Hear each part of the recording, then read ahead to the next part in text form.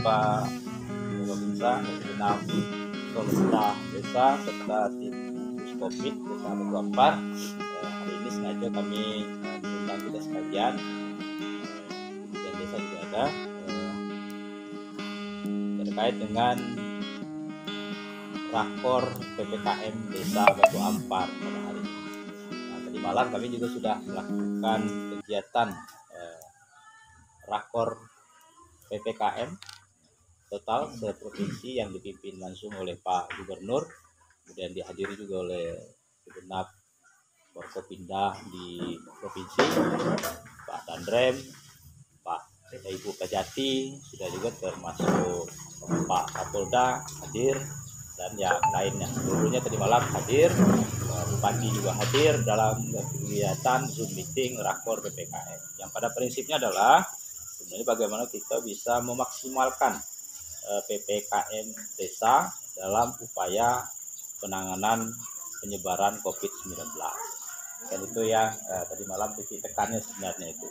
Baik dalam hal bagaimana kita melakukan penanganan, kemudian juga pencegahan, dan juga bagaimana kita melakukan tindakan kegiatan-kegiatan teknis terkait dengan pengelolaan PPKM desa yang ada di tempat kita.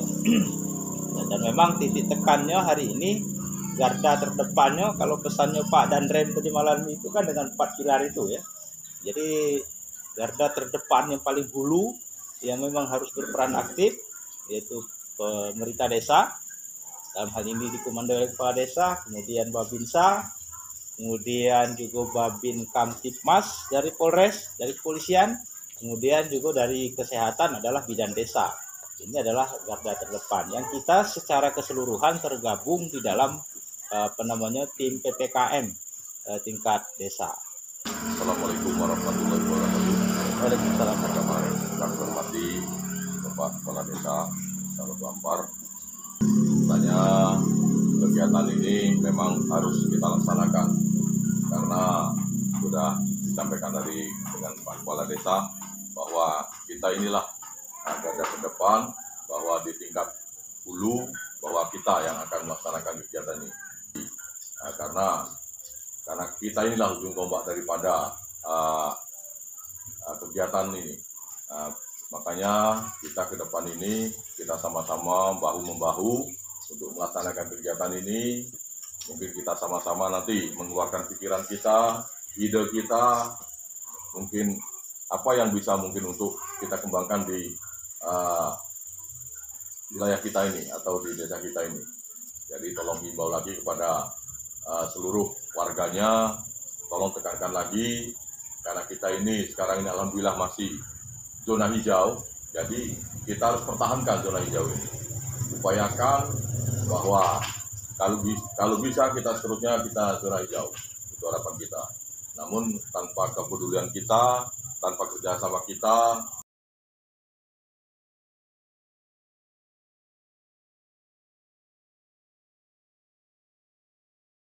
Ada 1, 2, 3, dan 4. Saya pikir kita tetap tidak boleh bosan. Kita tidak boleh bosan untuk terus mengajak masyarakat kita supaya kita bisa mencegah penyebaran COVID di Desa Batu Ampar ini. Setidaknya, maksud saya, masker tetap harus dipakai, ya kan gitu.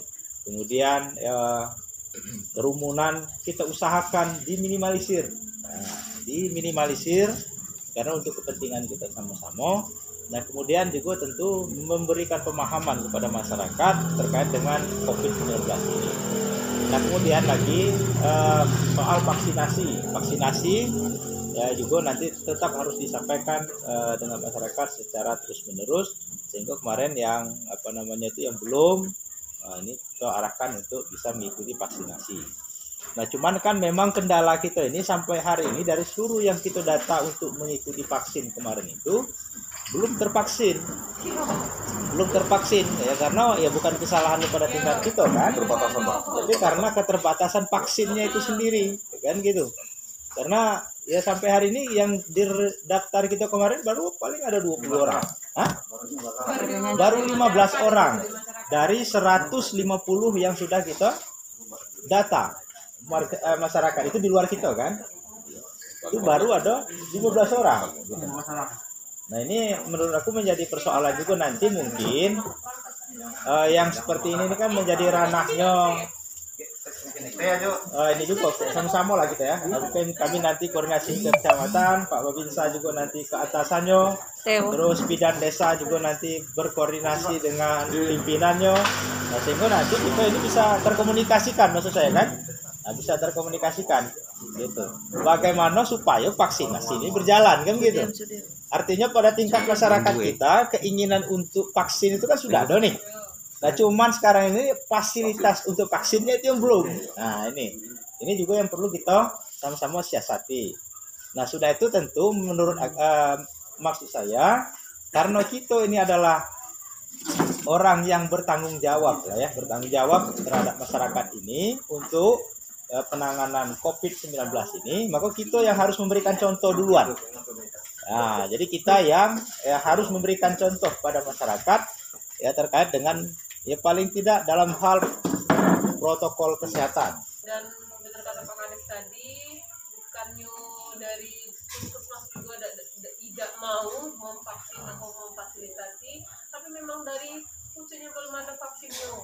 Ini aja Pak ya yang vaksin tadi seharusnya yang datang tuh harus yang kunjungan ulang, tapi masih banyak datang yang baru nak vaksin. Kalian kalau tidak ke masker tuh intinya kata Pak Kades tadi dari kita dulu memang.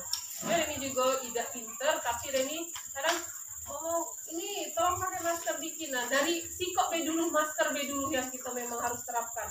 Nah kalau membacak ke tetangga tuh ngobrol tuh pakai masker.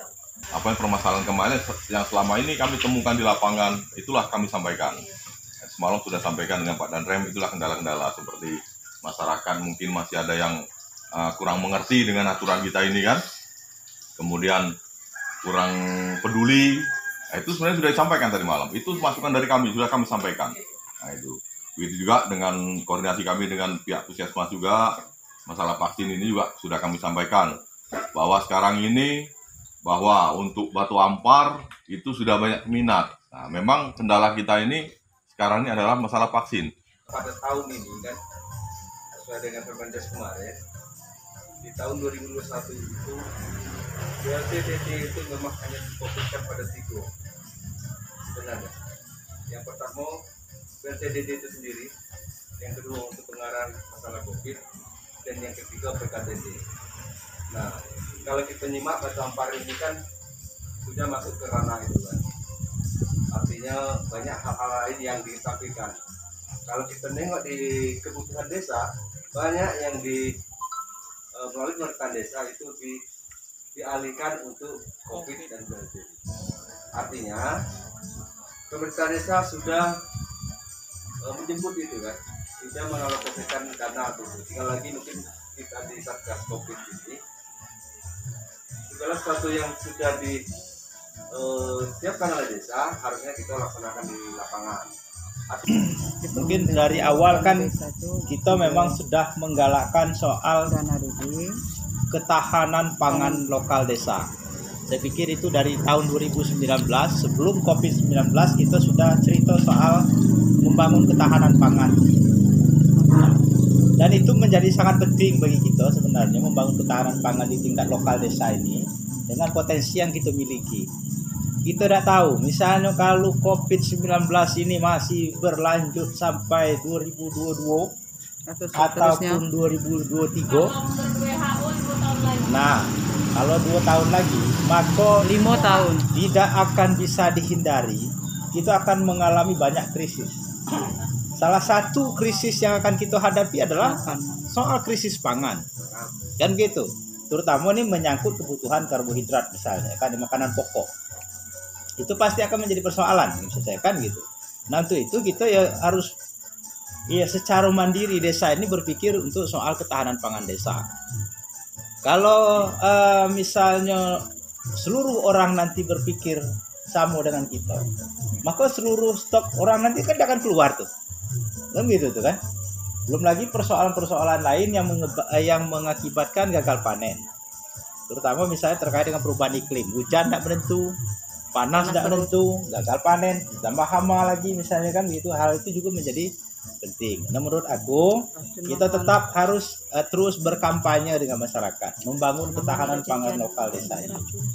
Tanamlah misalnya, tanam ubi, tanam talas, tanam gadung, macam-macam itu, ya, pasti itu nanti akan memiliki manfaat untuk kita.